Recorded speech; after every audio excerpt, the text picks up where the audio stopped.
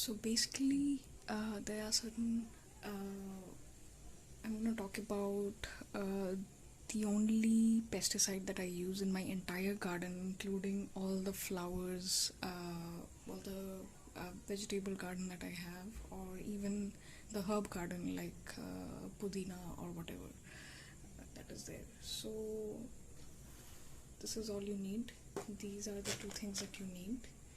You can buy neem oil from any of the local nurseries, or it's also available on Amazon. I think it shows the MRP is 300, but you can get it for I think much cheaper. And this goes on for a long time. For example, I bought it somewhere around 6 months before, and I still have half of it left. So you have to just use a small cup of this, barely, few ml. I think about 5 ml or so. Along with that, like I have spray bottles like this. I bought the spray bottle from local nursery. So this is the spray bottle I have with a nozzle, spray nozzle that is there. And I have also repurposed some Colin spray bottles that are there. You can use that as well, but using these spray bottles, I've seen that the pressure required on hand is much higher. Basically, for pesticides you need this and any kind of dishwash soap, concentrated dishwash soap, not the diluted one that we finally use. You need the concentrated one. Put a little bit of this and about 3 ml of this, as much as you have cough syrup or Gelusil, that much is how much you need the neem oil, and put it in a 1 liter container like this, and see, this is how the solution looks like when it's mixed with this dishwasher and the neem oil, and then spray it at all of your plants. Especially spray it at the bottom of the plant leaves, that's where the insects hide, and at the joints, and also on the new flowering buds.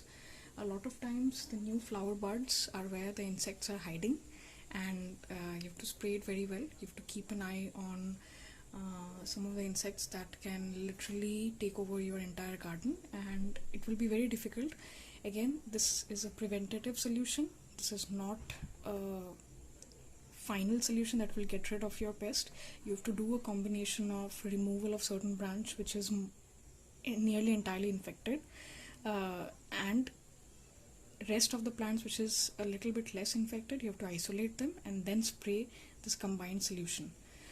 This is not a magic solution that will remove all the existing pests. This prevents new pests from coming in, and doesn't make it easy for the existing pests to multiply in huge number. But if there are a lot of them, if the entire plant is infected, you should isolate it from the entire garden. And if you can replace the plant, if you have a replacement of that plant, you should ideally let that plant go and take a replacement of it, because that one plant will kill all of your plants in the garden and will deteriorate slowly. It will not kill suddenly, but it will deteriorate slowly.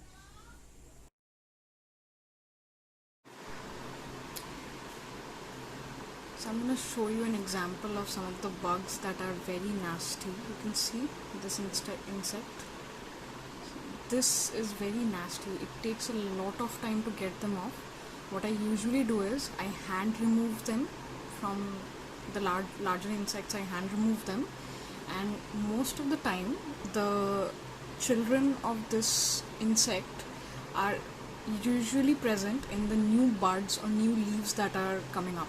So I tear it from the top and throw them away, and then spray the rest of the plants with the solution that I mentioned earlier.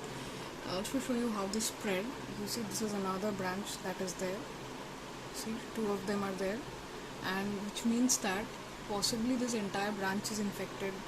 You will not be able to see them with tiny eyes, because there are certain small ones which will grow up to be a big insect.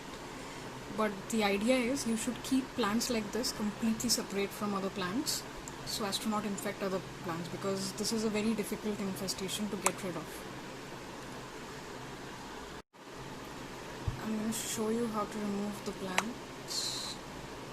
I removed one of them. I'm going to remove these as well through hand.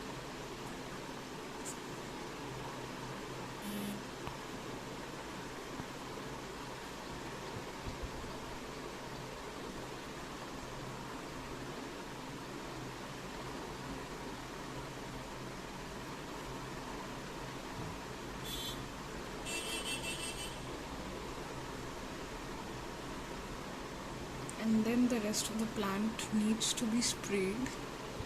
You can manually inspect it if there is any other insects or not. Usually they are also present in the corners on the bottom. You can see that these are the bottom, right? Your eyes won't usually go to these places, but they are hidden most of the times in the places like this. I'll show you.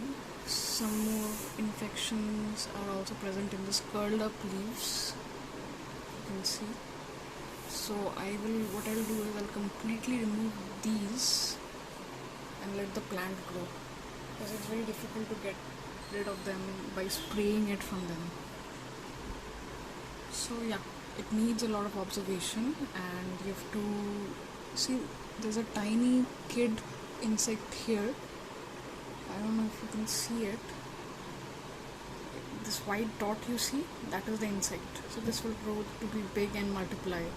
So it's very difficult to see them with naked eyes actually.